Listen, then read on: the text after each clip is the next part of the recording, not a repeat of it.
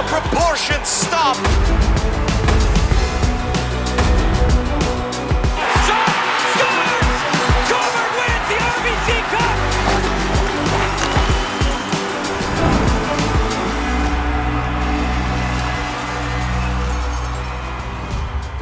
Well, this is the OJ Today. What's up, everyone? I'm Bastyovanszky. Great to have you on board. We've got a lot of great stuff on this week's program, including a feature story on one of the OJ's top prospects for next year's NHL draft, plus, of course, the latest league news. But first, let's start off with some game highlights. And, you know, the hottest team in the OJ over the past few weeks has been the St. Mike's Buzzers, led by the dynamic duo of Brad Summers and Bryce Sutherland. The double blue has been just smashing the opposition with very little regard whatsoever for their feelings.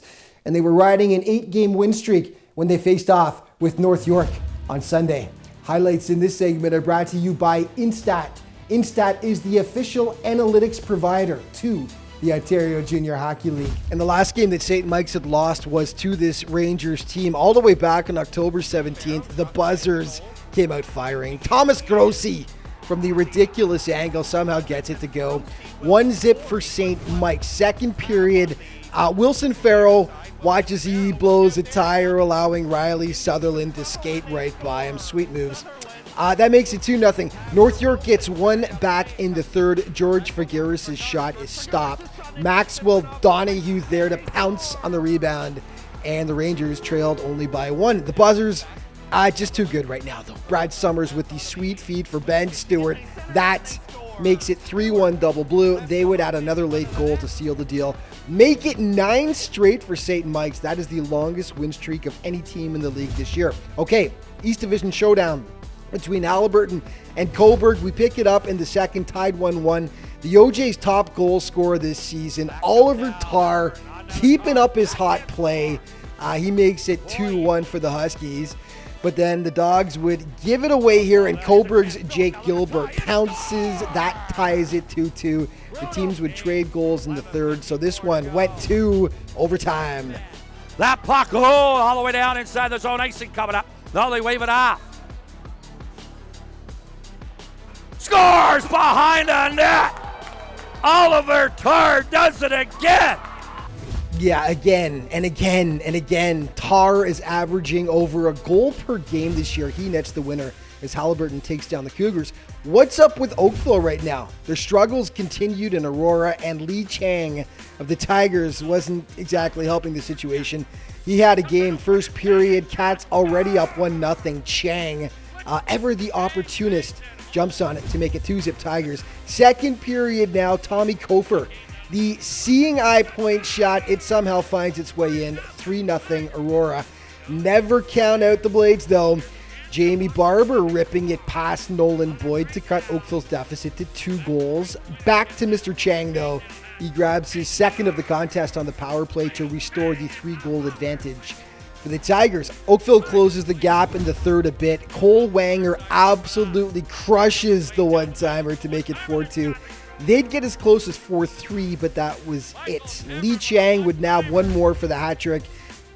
Oakville currently on a 4-game losing streak. Okay, one more in this segment. A quick one, because there was only one goal. North York in Wellington, first period. Dukes on the power play. Brody McDougall will tip it home out front, and that would be all the scoring in this one. A goaltender's duel in Wellington as the Dukes shut out the Rangers 1-0 at the Duke Dome. Okay, the Warrior Players of the Month were announced, and they are brought to you by Warrior, the official hard goods supplier to the OJHL, and James Gray. All of the North York Rangers snagged the Goalie of the Month honor as, look at those stats, rock solid in goal. And the Rangers have allowed a league-low 33 goals at the moment, and Gray has been a catalyst behind their rise to second place in the South Division standings. The Northwest Player of the Month is Burlington's Josh Belgrave. He was acquired by the Cougars at the beginning of the season from the Oakville Blades, and boy, could the Blades use his offense right now. Josh is lighting it up, and he gets the Northwest nod. And you had to know this one was coming. Dalton Bancroft of Trenton grabs the Southeast Player of the Month for October. He is currently second in league scoring and just committed to attend Cornell University next fall. Okay, 60-second spotlight now, and it is brought to you by Troy Hockey. Troy is the official apparel provider to the OJHL. Jack Richard, center, Burlington Cougars. Jack Richard scores! What I bring to the game is hard, fast, physical. I like to score, I like to make plays, and I bring it all on the ice just so our team can win. What it means to me, we're in the A. It's an absolute honor. I mean, everyone in that room can definitely wear an A or a letter. We've got a great bunch of guys, and it's just an honor. This year, I think the team is going all the way. Shot score! We've got a great bunch of guys, and we're going all the way. And they score! Jack Richard! A beautiful one-timer by Richard.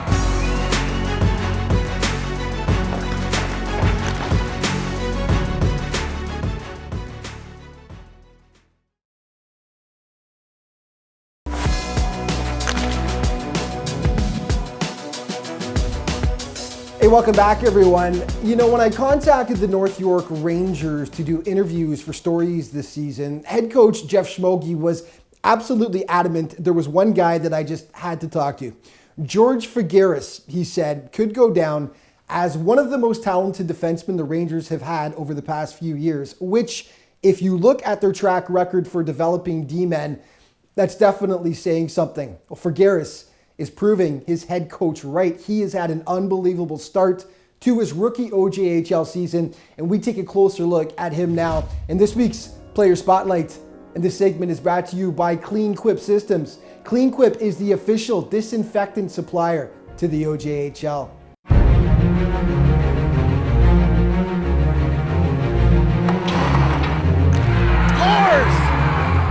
In a season where we've seen some outstanding rookie performances, George Figueres may just be the best of the best. What a pass back for Figueres, who scores!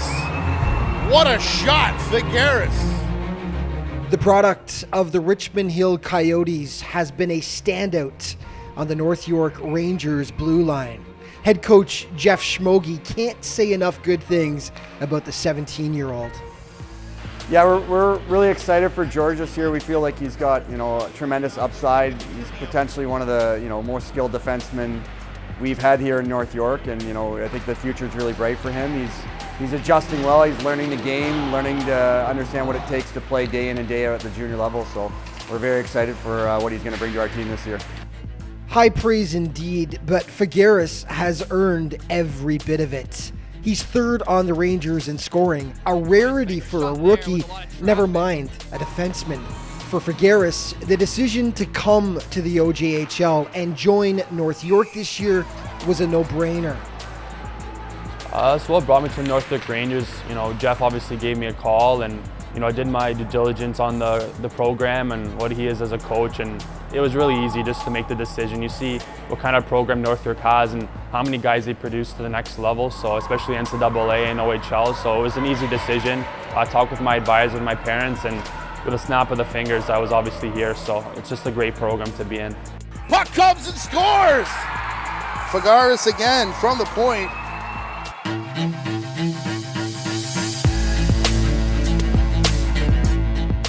I think I'm an offensive defenseman who's able to jump up into the rush, lead the play as well, but also like to be cognizant of my defensive area as well. But I think where I have the biggest assets on the offensive zone. I'm able to get shots to the net, rush the puck, be productive on the power play as well. So I think I can bring a good offensive defenseman game, and I think that's what makes me better as a player for sure. Someone I model or emulate my game after probably have to be either Quinn Hughes or Morgan Riley. I think they're great examples of offensive defensemen who like to get up in the rush, use their skating as their to their advantage, obviously, and just really mobile defensemen who are able to be aware both defensively and offensively as well. Figueres could have gone the OHL route. He was a fourth-round draft pick of the Kitchener Rangers, but heading south of the border to play in the NCAA was always top of mind. I took this year in the OJ just to keep my options open and, get a grasp of the school route as well, see what the NCAA has to offer. I feel, if you're able to get your education, paid for, or pursue your education while also playing hockey, I think that's the best bet for any type of player for sure. His decision paid off as he recently committed to play for Cornell University starting in the fall of 2023. And in October, he was one of 4 current OJHLers named to the NHL Players to Watch list for the 2022 draft. Yeah, for me, obviously, any kid's dream is to make to NHL. It's been my dream, obviously, since a little kid. If I were to get drafted this year, that would be one of the biggest goals of mine. But if I can pursue hockey as a career and as a job, it wouldn't seem like a job at all. So obviously, I want to play in the NHL, and there's a lot of work from here on to do. But I think if I set my mind to it, I've a pretty good chance. Figueres, who scores? What a shot, Figueres. Okay, some OJ news and notes now brought to you by Troy Hockey. Troy is the official apparel provider to the OJHL, and Mason Vicari, the rookie goalie for the Coburg Cougars, has been tapped to play in the Capital City Challenge later this month in Ottawa, and this is going to feature the top 66 under-17 players in all of Canada. Vicari is a draft pick of the Kingston Frontenacs and a product of the Vaughan Kings program. Now, a game changer in the OJHL this year is that the league has partnered with Instat as its official analytics supplier. All teams have access to the site, which features every conceivable stat you could ever want. The league is excited as to what Instat is going to mean for its teams and its players going forward. Pretty much every NHL team is on Instat. Every NCAA team uses Instat. So they'll have free access to look at players, with the analytics that are done by Instat. So it could be a great promotional tool for our prospects that are moving on to higher levels. Okay, and finally, Isaac Phillips, who played for the Stouffville Spirit back in 2017-18, made his NHL debut recently. Phillips was solid on the blue line as a 16-year-old in Stouffville, and last season was named the Rockford IceHogs Rookie of the Year. He made his debut with the Chicago Blackhawks back on October 29th.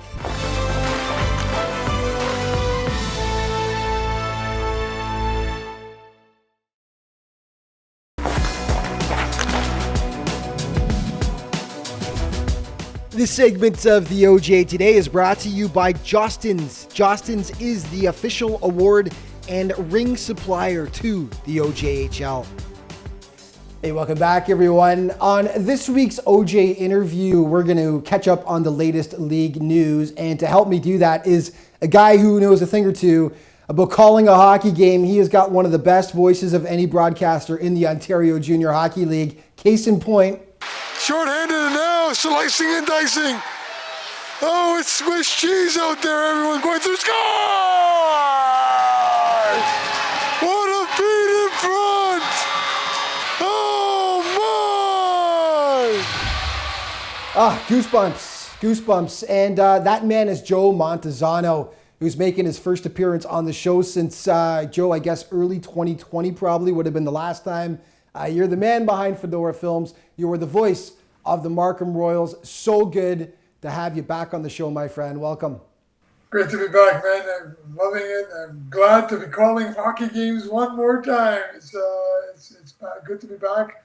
Well, of course, yeah, you do double duty for Fedora Films. You're there filming the game and doing play-by-play at the same time. You've had a chance to see every team so far this year. So let's just start off with Joe. What sticks out to you about the season so far?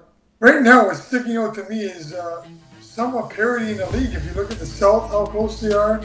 The East, I mean, every team can catch each other in the East. But every team's above 500 in that division.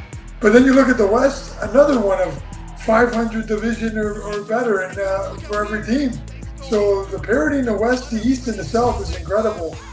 Oh yeah, I agree. I mean, parity has definitely been the name of the game so far, but one team that's just been absolutely torching the opposition over the past couple of weeks has been the St. Mike's Buzzers, who entered this week riding a 9-game winning streak. Talk to us about the Double Blue and why they're playing so well right now.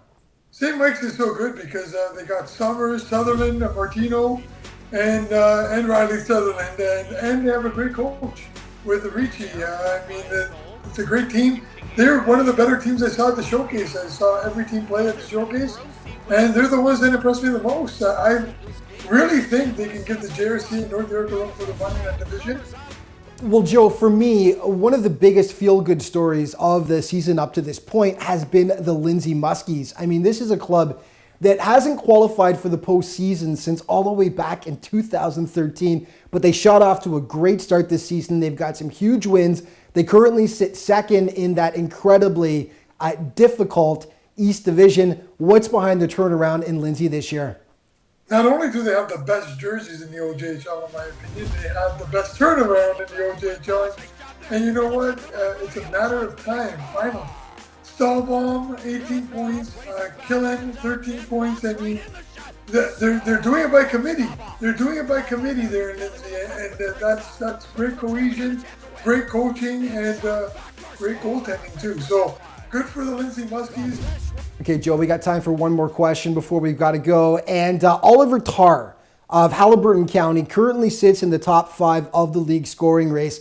There's one stat about this guy that really sticks out from the rest, though. Heading into this week of play, he had 17 goals in just 13 games played. This guy is just absolutely terrorizing opposition goalkeepers, isn't he? You know what's incredible? His high, league high, for scoring goals was 17 in 2019-2020. In 14 games, he's already tied that record. And he could probably break maybe league scoring records if he's on this pace. So good for him. Good for Halliburton County. Okay, Joe, unfortunately, that is it, man. We are all out of time for this segment, but thank you again for coming on. It's been way, way too long. Keep up the great work with Fedora Films. We've got the company information there up on the screen if people want to find out more about it. And so great to have you on. We'll chat soon. Thank you, man. Why don't I just give you guys an oh my, and we'll talk later. Great stuff, Joe. Okay, more highlights brought to you by Instat, the official analytics supplier to the OJHL. And Joe talked about parity in the West. There are no weak teams this year.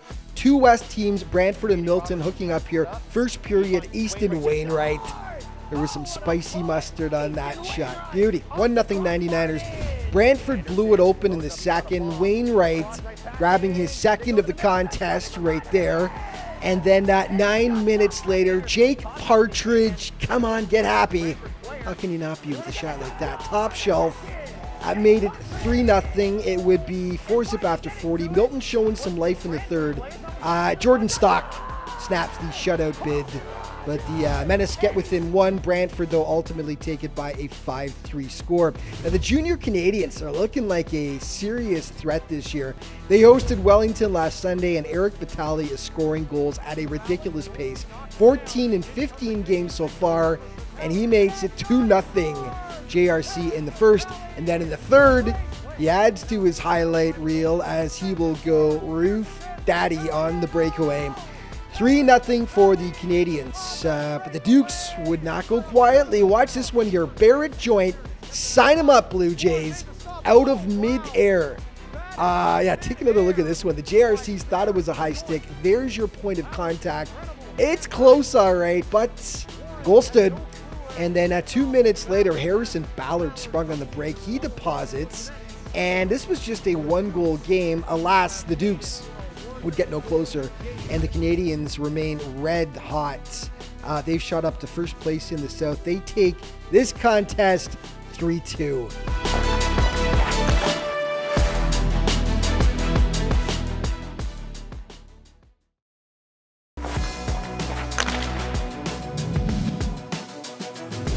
Hey, welcome back, everybody. 2 seasons ago, up until things had to shut down due to COVID-19, the Pickering Panthers were looking like a serious threat to capture the Buckland Cup title. Now, the Cats had just swept the Georgetown Raiders in the first round of the playoffs, but the shutdown left them wondering what could have been. This season, though, the Panthers, They look like they haven't missed a beat. They're the runaway leaders in the North Division, and we're trying to keep things rolling against the Raiders on Saturday. Highlights in this segment are brought to you by Warrior. Warrior is the official hard goods supplier to the OJHL.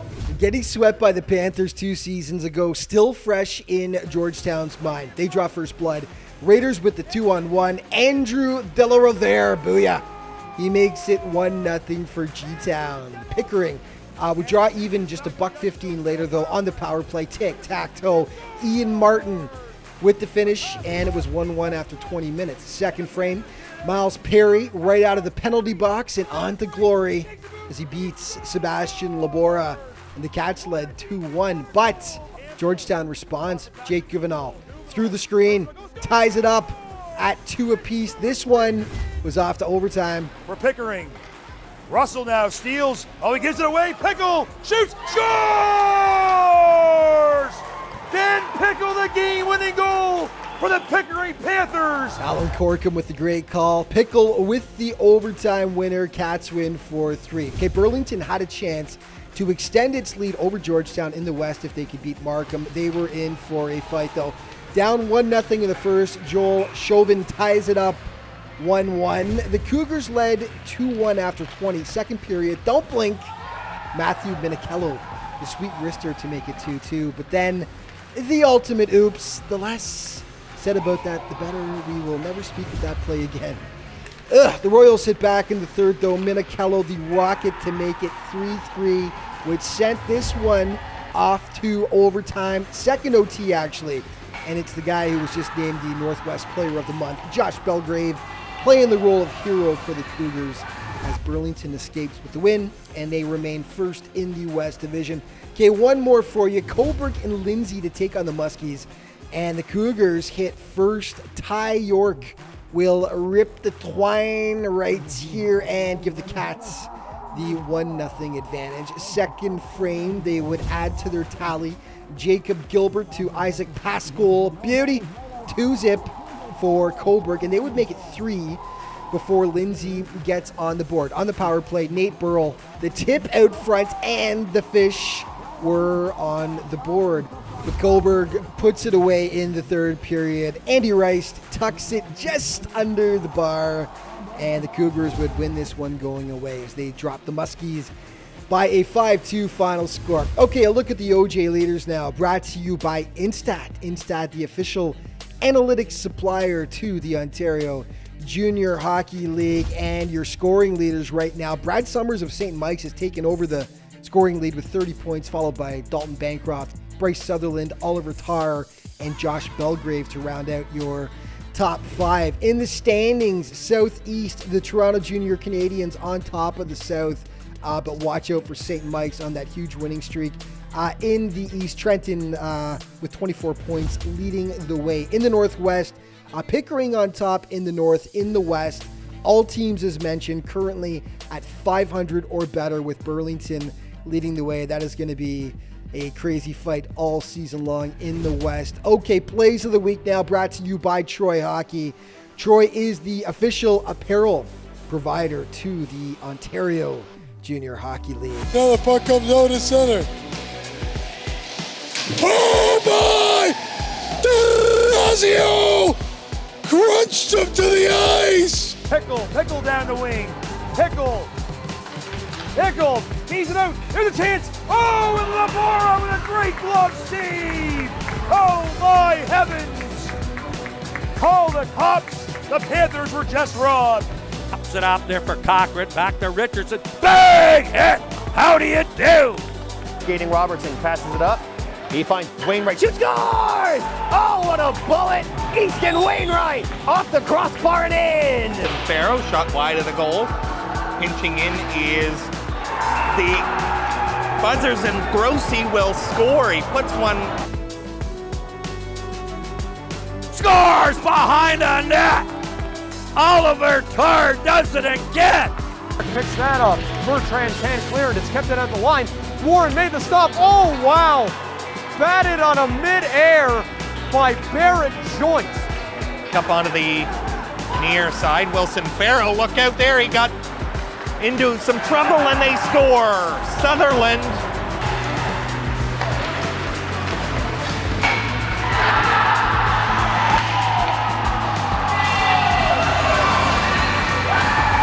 Patterson caught that with his hand, and it went to his Brantford player. And they want to get the shot, score! The captain, Jake Partridge! For Pickering. Russell now steals. Oh, he gives it away. Pickle shoots, scores! Dan Pickle, the game-winning goal for the Pickering Panthers.